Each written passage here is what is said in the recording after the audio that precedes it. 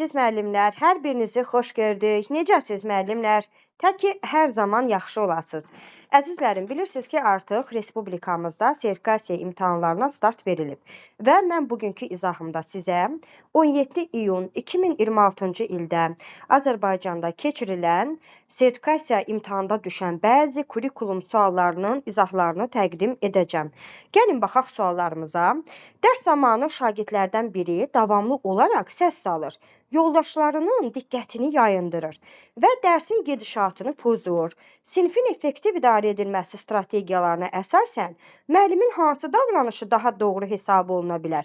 Baxın müəllimlər, ümumiyyətlə bu mövzu müəllimlərin şagirdləri ilə, valideynləri ilə münasibətləri, sinfin effektiv idarə olunması, bu tipdə olan suallarda bir qədər məntiqi təfəkkürümüzdən də istifadə etmək lazımdır. Gəlin baxaq görək cümlədə hansı situasiyamızın əsas mahiyyəti nə idi? Demək dərsdə bir şagirdimiz var ki, davamlı olaraq xaos yaratmağa çalışır. Həm səs salır, həm sinif yoldaşlarının diqqətini yayındırır, dərsi pozur. Və bu zaman müəllim hansı addımı ata bilər? Biz doğru cavabı tapmalıyıq. Baxırıq A variantına. Şagirdi dərhal sinif qarşısında kəskin şəkildə danlamaq, xəbərdarlıq etmək. Müəllimlər, sizcə belə bir cavab doğru ola bilərmi? Biz o qədər şagirdin qarşısında şagirdi ayağa qaldıraq, onu kəskin şəkildə danlayaq, xəbərdarlıq edək. Təbii ki, belə bir şey doğru yanaşma deyil. B variantı. Dərsi dayandırmadan şagirdə yaxınlaşmaq, qeyri-verbal siqnallarla xəbərdarlıq etmək, problem davam edərsə dərsdən sonra fərdi söhbət aparmaq. Çox gözəl bir cavabdır müəllimlər. Həm dolğundur, həm də doğru cavabdır. Çünki nə dərsimi dayandırmıram, digər şagirdlərin haqqına girmirəm, nə də başqa bir cəzadan istifadə etmirəm.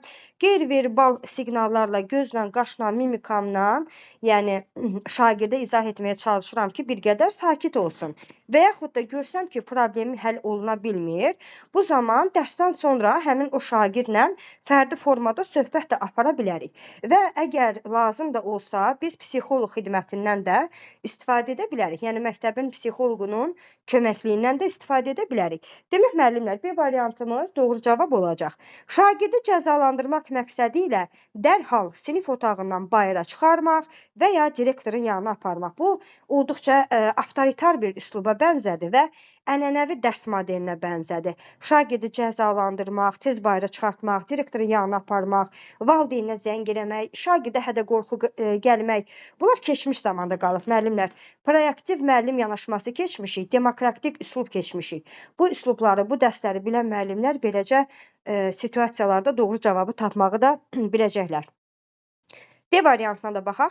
Şagirdin bu davranışına tamamilə laqeyd qalmaq və dərsi planlaşdırıldığı kimi davam etmək. Xeyr, əziz müəllimlər, necə ola bilər ki, mən sinifdə olan o xaosa fikir verməyim, elə dərsimi izah edə gedim. Yəni, bu doğru yanaşma deyil. Əvvəlcə o şagirdi sakitləşdirmək lazımdır, onun dərdini bilmək lazımdır, problemi aradan qaldırmaq lazımdır, ondan sonra dərsə keçid etmək lazımdır. Demək, bu sualda doğru cavabımız B variantı oldu. Keçirik növbəti sualımıza. Ardıcıllıq önəmli deyil, müəllimlər. Əsas sualların mahiyyətini bilin və vəssalam. Keçdik digər suala.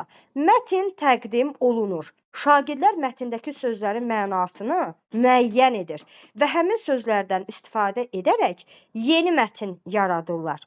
Aha, bu sual bir qədər təzadlı sualdır, əziz müəllimlər. Niyə görə? İndi onu da izah edəcəm sizə. Demək, baxın, cümlədə əgər yeni sözü olmasaydı, məsəl üçün, mətn təqdim olunsaydı, mətndəki sözlərin mənasını müəyyən etsəydilər, həmin sözlərdən şagirdlər istifadə edərək mətn yaratsaydılar, bu zaman hardasa biz gedib tətbiq etmək cavabını götürərdik.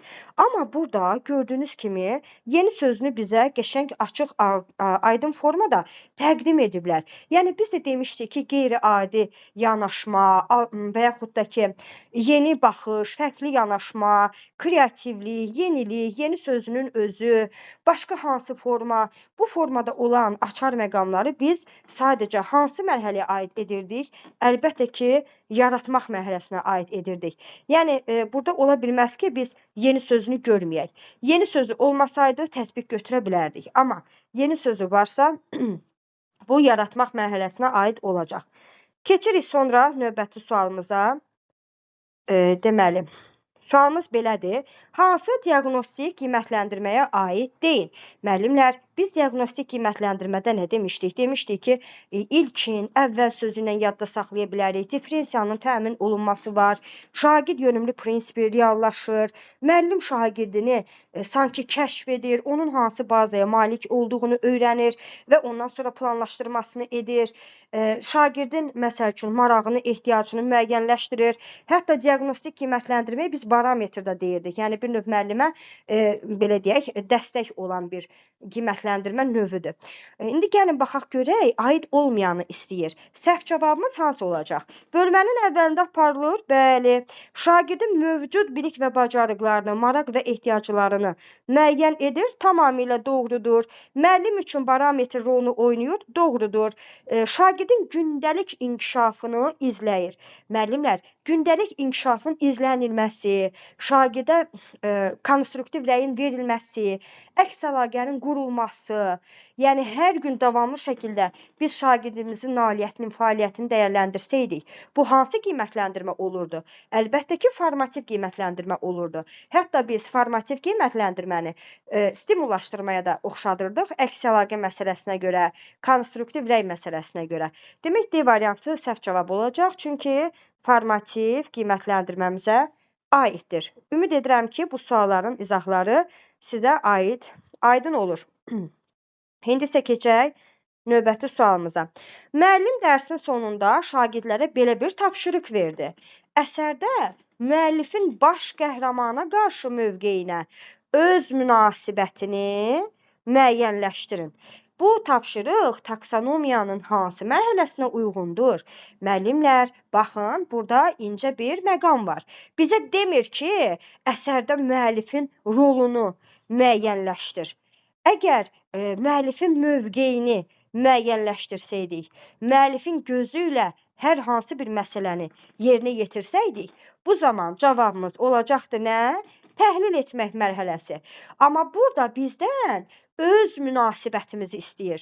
Müəllifin baş qəhrəmana qarşı olan mövqeyinə bizim şəxsi öz fikirlərimizi istəyir, öz münasibətimizi istəyir.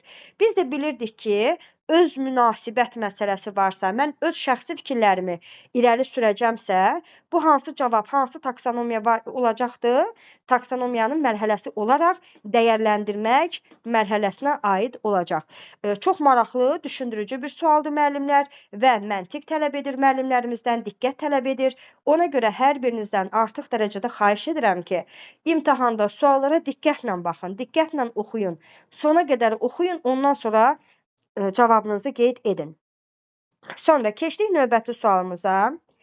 Azərbaycan dili müəllimi dərsdə şagirdlərə qısa bir hekayə təqdim edir. Şagirdlər əvvəlcə mətni diqqətlə oxuyurlar. Mətndəki əsas ideyanı müəyyənləşdirirlər. Daha sonra müəllimin tapşırığı ilə mətndə rast gəlinən mürəkkəb adların yazılış qaydalarını araşdırır və sonda mövzuya dair kiçik bir esse yazırlar. Görün bizdən demək nə istəyir? Cavablardan bəlli olur ki, bizdən inteqrasiyanın növünü istəyir. Və burada da diqqətlə baxın müəllimlər. Əvvəlcə qısa bir hekayə təqdim edir. Uşaqlar onu oxuyurlar. Görsüz, oxuyub anlama. Plus burada qayda da var. Sonra esse də var, yazı da var. Bunlar sizə nəyi xatırlatdı? Bunlar məzmun xətlərinə aiddir. Və biz də demişdik ki, məzmun xətləri arasında yaradılan əlaqə hansı inteqrasiya növünə aid idi? Əlbəttə ki, fən daxili üfüqü inteqrasiyaya aid olacaq. Əgər siniflər arasında əlaqə qursaydı müəllim, keçdiyi bir mövzunu aşağı siniflərlə əlaqələndirsəydi, bu zaman şaquli inteqrasiya götürərdik. Və yaxud da bu testin içərisində digər fənlərin adını görsəydik, bu zaman fən daxili ilə fənlər arasını da birgə götürə bilərdik. Və yaxud da burada hər hansı bir tapşırığı həqiqətən real həyatında gedib tətbiq eləsəydi, bu da fənüstü olardı. Amma burada görürsünüz ki, digər inteqrasiya növlərinə aid heç bir şey yoxdur. Yəni, doğru cavabımız fən daxili üfüqü B variantı olacaq. Keçdik növbəti sualımıza. Dərs prosesi zamanı bir şagird davamlı olaraq səs salır, digər şagirdlərin diqqətini yayındırır və dərsin normal gedişinə mane olur. Müəllim bu vəziyyəti düzgün idarə etmək və sinifdə sağlam təlim mühiti yaratmaq üçün hansı addımı atmalıdır?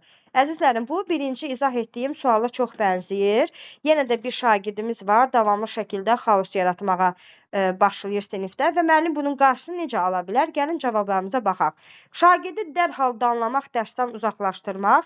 Bayaqki sualda da dedik ki, belə bir şey mümkünsüzdür, ola bilməz.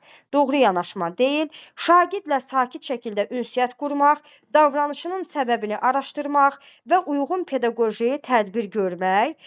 Necə bir cavabdır, müəllimlər? Təbii ki, yaxşı bir cavabdır. Həm sakitcə danışacaq, ünsiyyət quracaq, dərdini maraqlanıb öyrənəcək.